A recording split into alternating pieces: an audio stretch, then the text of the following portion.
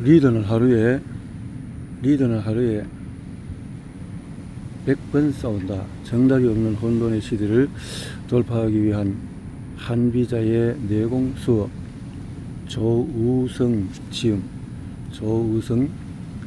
서울대학교 법대 출신이고 23년 동안 변호사 생활을 하면서 많은 CEO들을 만나고 또 CEO들에게 좋은 제안과 또 가르침을 주기도 했던 조우성 변호사가 한비자에 대한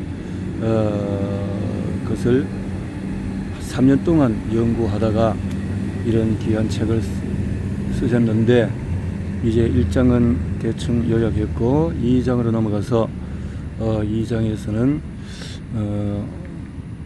낭독을 해보도록 합니다.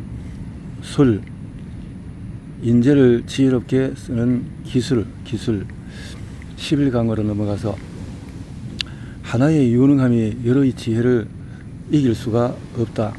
하급의 군주는 자기의 능력을 모두 사용하고 중급의 군주는 다른 사람의 힘을 모두 사용하며 상급의 군주는 다른 사람의 지혜를 모두 사용한다. 한비자 제48편.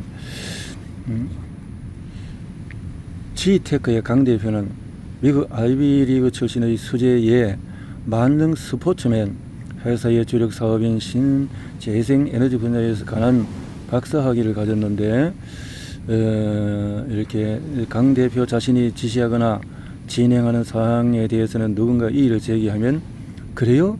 과연 누가 맞는지 볼래요? 라면서 다른 의견을 낸 임직원에 대해서 다소 도발적인 반응을 보이곤 한다.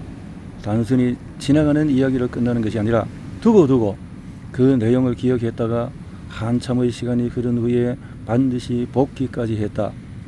최 이사님, 그때 제 의견에 대해서 다른 의견을 제시하신 거 기억하시죠? 그런데 지금 와서 보니 어떠세요? 제가 예측한 대로 됐죠? 어떻게 생각하세요? 이 상황을? 이렇게 하면 상대방이 얼마나 무안하겠어요? 이런 기질의 대표 이사였다는 거죠. 강 대표의 천재성은 언제나 빛을 발한다. 그러나 강 대표의 천재성이 빛을 발하는 만큼 임직원들의 또 자신의 의견을 제시하지 않으려는 습관이 몸에 배었다. 괜히 의견을 말했다가는 CEO에게 찍히면 어쩌나 하는 두려움 때문에 내가 회사 주인도 아닌데 굳이 대표님이 시키는 대로 하면 되지 라는 패배의식에 사로잡히게 된 것이다. 이렇게 된다는 거죠. 리더는 지휘자이지 독주자가 아니다. 어느 회사를 막론하고 회사에 대한 지식과 애정이 CEO만큼 큰 사람이 있을까? 아마 없을 것이다. 뛰어난 참모들이 있다 하더라도 CEO 보는 만큼 치열하게 고민했을 리가 없다. 나아가서 CEO가 능력까지 출중하다면 적어도 그 조직에서는 CEO를 따라올 자가 없을 확률이 높다. 그 문제는 그 다음이다. 열정과 애정, 실력까지 갖춘 최고인 CEO가 자신의 재주를 펼치면서 신나게 원맨쇼를 할 것인가? 아니면 때로는 힘들더라도 조직원들의 능력을 끌어올리는 과정을 통해서 여러 사람의 힘을 모으려고 노력해야 하는가? 이에 대해서 한비자는 양각편에서 위에 있는 군주가 장기를 부리기 시작하면 모든 일이 균형을 잃고 법도에 맞지 않게 된다고 경고하면서 다음과 같이 설명한다. 군주가 자기 자랑이 심하고 자기 능력을 발휘하기를 좋아하면 아랫사람에게 속임을 당하기 쉽다. 말재주가 좋고 영리하며 재능을 들이대기 좋아하면 아랫사람이 빌부터 일을 꾸미려고 한다. 위에 있는 군주와 아래에 있는 신하가 서로 할 일을 바꾸면 그 때문에 나라는 잘 다스려지지 않는다. 이런 어려움이 있다는 것을 설명을 했네요. 그래서 또 한비자의 주도편에서 한비자는 군주는 오름지기 신하로 하여금 수고로움과 지혜를 최대한 펼칠 수 있는 여건을 만들어야 한다고 조언을 하면서 현명한 군주는 지혜로운 자들로 하여금 생각을 짜내게 하고 그에 따라서 일을 결정한다. 그러므로 군주는 지혜에 궁하지 않게 된다. 또 군주는 현명한 자들로 하여금 재능을 발휘하도록 하고 그에 따라서 임용을 한다. 그러므로 군주는 재능에 궁하지 않게 된다. 신하가 일을 잘해서 공을 세우면 군주의 공덕이 되고, 일을 못해서 실패하면 신하가 자기 책임으로 벌을 받게 된다. 그러므로 군주의 명예는 조금처럼 손상될 까닭이 없다. 이렇게 함으로써 군주는 현명하지 않더라도 현명한 자들의 지도자가 될 수 있고, 지혜가 없더라도 지혜로운 자들의 통솔자가 될 수가 있다. 신하는 힘써 일하고 군주는 그 성취를 취하는 것, 이것이 현명한 군주가 지켜야 할 규범이다. 그래서 한비자가 전제한 군주는 플라톤이 전제한 철인이 아닌 지극히 평범한 능력을 가진 사람이다. 그가 살고 있던 천초 전국 시대에는 단지 왕의 아들이라는 이유만으로 군주의 자리에서 올라서 막강한 권세를 행사하는 일이 비일비재했다. 한비자는 이 상황을 철저히 현실적으로 접근했다. 아무리 능력이 떨어지는 사람이라 하더라도 일단 군주의 지위에 오르면은 자신에게 주어진 권한을 잘 행사하면서 선정을 베풀어야 하는데, 그렇게 하기 위해서는 자신보다 뛰어난 사람들의 능력을 최대한 활용해야 한다고 주장을 한 것이다. 한비자는 평범한 능력을 지닌 군주라 할지라도 신하들로 하여금 정책을 위반하게 하고 그 결과에 대해서 전무한 책임을 묻는다면 능히 뛰어난 참모들을 통솔할 수 있다고 생각을 했다. 이렇게 내가 CEO가 아무리 똑똑하더라도 이렇게 평범한 사람들을 기용할 수 있는 지혜가 필요하다는 거네요. 자, 그러면 이렇게 통솔력을 제대로 발휘하지 못해서 부정적인 평가를 받는 경우가 있다. 팀원일 때는 자신이 맡은 부분을 열심히 하면 되지만 팀장이 되면 혼자만 잘해서 안 되고 팀원들의 역량을 결집해서 더 많은 성과를 이끌어내어야 한다. 팀장은 개인의 유능함보다도 팀 전체의 역량과 성과로 평가를 받기 때문이다. 그런데 팀장이 되고 나서도 여전히 팀원일 때처럼 일하는 사람이 의외로 많다. 자신도 한 명의 팀원이 되어 잡다한 일들을 꼼꼼하게 챙기며 열심히 일하는 것이다. 하지만 팀장이 그렇게 일을 하면은 그 팀은 조타수가 없는 배가 되어 결국 난파하고 만다.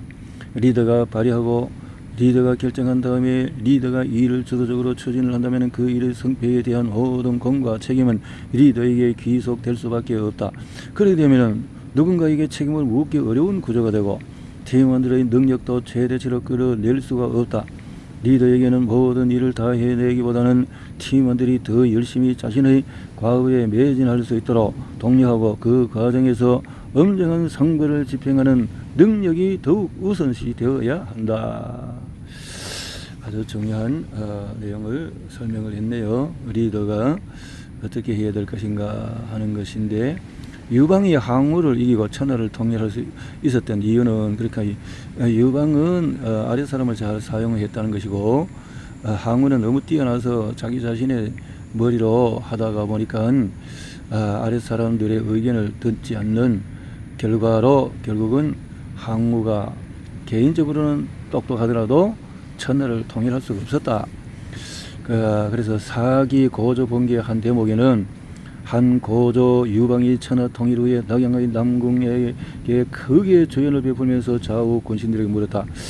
이 자리에 모인 제후 장군들은 어찌하여 내가 천하를 차지했으며 또 어찌하여서 항우가 천하를 잃었는가를 말해보라. 이에 왕릉이 대답하기를, 패하는 사람들을 깔보고 항우는 인자하여서 사람들을 사랑했으나 다만 패하는 승리한 장군에게는 봉토를 주고 천하와 이익을 나누었습니다. 하지만 항우로 말하자면 현자를 꺼리고 능력자를 시기했으며 공 있는 사람을 죽이고 현자를 의심하여서 전쟁에 이기더라도 장군에게 시상치 않고 토지를 얻어도 사람들에게 나누지 않았습니다. 항우가 천하를 잃은 이유는 바로 그것입니다. 라고 했는데, 그러자 한고조 유방이 말했다. 공은 아직 하나를 알되 둘은 모른다. 본시 중앙에서 정략을 꾸미고 승리를 천리 바깥에서 겨루는 전략을 짜는 데 있어서 나는 장량보다 못하다. 국가를 다스리고 국민을 살펴서 전선에 양식을 공급하는 군수 조달에 있어서 나는 소하에 미치지 못한다. 100만 대군을 배치해서 싸우면 반드시 이기고 공격하면 반드시 점령하는 군사 지휘 능력이 있어서 나는 한신에 미치지 못한다. 이 세 사람은 모두 뛰어난 인재들인데 나는 그들을 잘 쓸 수가 있었다. 내가 천하를 장악한 이유다. 한편 항우는 오직 한 사람뿐인 범증이라는 인재가 있었지만은 그나마도 활용하지 못했다. 그리해서 항우가 나에게 패하고 만 것이다. 이렇게 되었다는 거죠. 결국은 이렇게 이 리더의 자만심은 조직을 망하게 한다라는 것을 말했습니다. 앤드류 카네기의 묘비에 이런 글이 있다네요. 여기 자신보다도 나은 사람을 쓸 줄 알았던 사람이 잠들다. Here lies a man who knew how to enlist in his service better man than himself. 자기 자신보다도 더 이렇게 나은 사람을 더 better man을 사용할 수 있는 그 사람이 카네기였다. 이런 지혜를 주었네요.